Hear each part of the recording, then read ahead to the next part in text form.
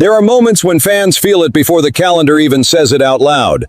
The Patriots have hit the point where promising talent is not enough anymore. Drake Maye has already shown he can carry this offense in stretches, but New England finally seems to understand that it cannot keep asking for patience while real structural help crawls in at a slow pace.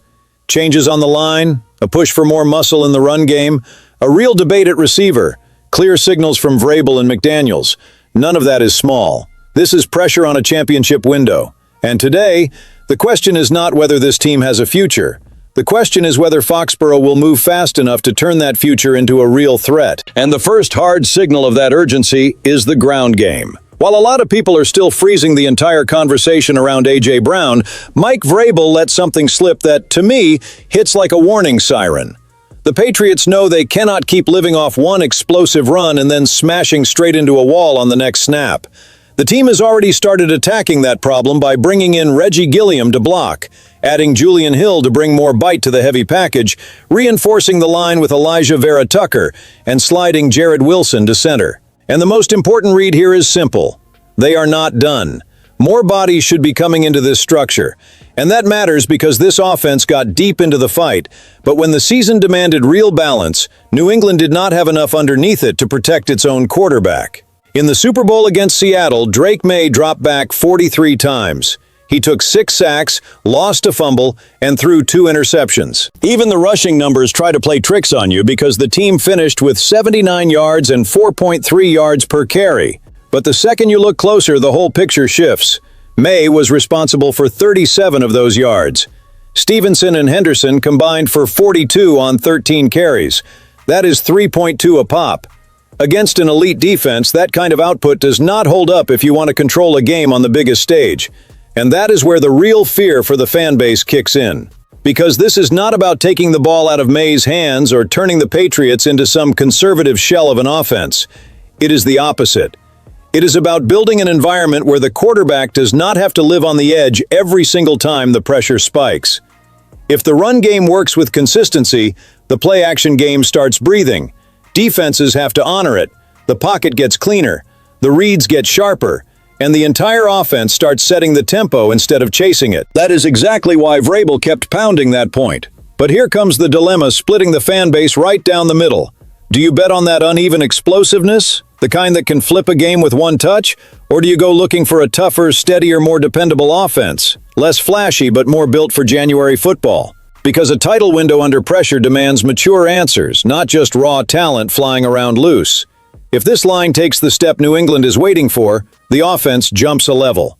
But if the inconsistency stays, the danger is obvious. The team will keep asking its quarterback for heroics instead of giving him structure. And once the conversation gets there, you start to realize the next decision in the passing game carries a lot more weight than people want to admit. Because not every important piece of help arrives with fireworks. Sometimes it shows up on the market almost in silence, barely making a headline, but fitting exactly what the team needs when the pressure starts squeezing tighter. And I think that is why the name Jauan Jennings is starting to land a little differently. Not because of the glamour, not because of the marketing shine, but because of the moment New England is in. The Patriots have already made moves in the receiver room, but the question is still alive and kicking. Does this offense really have a physical, trustworthy target who shows up when the snap gets dirty, when it is third and short, in the red zone, on contested catches, through contact? Jennings is still sitting there on the market at the start of April, and that alone makes teams look twice. In New England's case, it makes even more sense because Vrabel made it clear that roster building is still open for business, including at wide receiver. And it is important to stay honest with the information. This is a rumor, a possibility, a fit-based read. It is not a done deal. But it is exactly the kind of rumor worth watching because it lines up with the identity the Patriots seem to be building. Jennings does not come with the media blast radius of an A.J. Brown, but he brings physicality, presence, competitiveness, and a style that helps a young quarterback when the game gets tight for real. That is where the fan conflict is born. What matters more at this point? Waiting for a star who may never hit the market, or moving with intelligence and aggression on a less flashy name who feels a whole lot more realistic? Because a competitive window does not just punish mistakes, it punishes hesitation too. And this is the kind of move that could split Patriots Nation. If you were the GM, would you hold your resources for a bigger swing? Or would you lock in a physical veteran who can help Maye now? Both paths make sense, but they lead to very different worlds. If New England decides Jennings is the right piece, the offense adds blocking, strength, presence, and the kind of reliability that shows up when January football turns ugly. But if the team waits too long searching for the perfect answer, it could head into camp still carrying a hole in a room that has improved, but still has not truly changed tiers. And at that point, the draft stops feeling like opportunity. It starts feeling like a pressure cooker. And this is where the whole discussion gets even more delicate, because everybody loves to say that when a team feels urgency, it has to draft for its most obvious need. But Mike Vrabel does not automatically buy into that logic. When he talks about best player available, what he is really saying is that New England does not want to act out of panic. It wants to act with conviction. The problem is, a title window under pressure does not erase the risk of a gamble. It just makes every gamble heavier. If that mindset holds, pick 31 could go in another direction and leave wide receiver for pick 63. And that is exactly the context where Chris Bell's name started gaining steam around Patriots coverage. The Louisville receiver has been mentioned as an intriguing day 2 value. Phil Perry talked about Bell's physical makeup, with a style that resembles a dominant target like A.J. Brown. Mike Dussault also highlighted the possibility of Bell being a strong outside presence, someone who can win through traffic and create yards after the catch when healthy. On paper, it makes a lot of sense. The Patriots are still looking for a wide receiver with size, power, and aggression on the perimeter, somebody who complements the current room and gives this offense another layer. But this is where the most delicate part of the conversation comes in.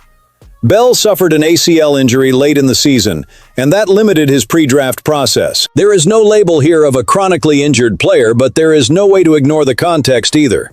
And that is exactly the kind of decision that shows how heavy this moment really is.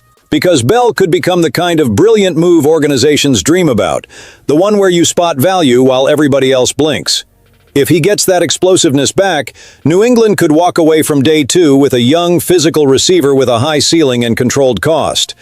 But if the recovery drags or the athletic burst does not come back the way they expect, the team risks burning an important pick at a position where support for Maye should already be further along. So this question hits both fear and hope at once. Does that fire you up or does it worry you? Because the Patriots are not in that stage anymore where any future promise is enough to calm the room.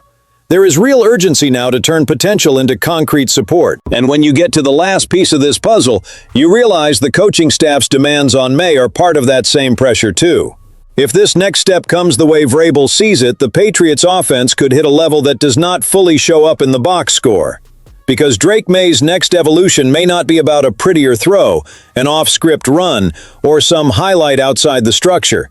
It may be about total command before the snap. It may be in that moment when the quarterback reads the defense, changes the call, adjusts the protection, sets the motion, controls the cadence, and turns a good play into the right play.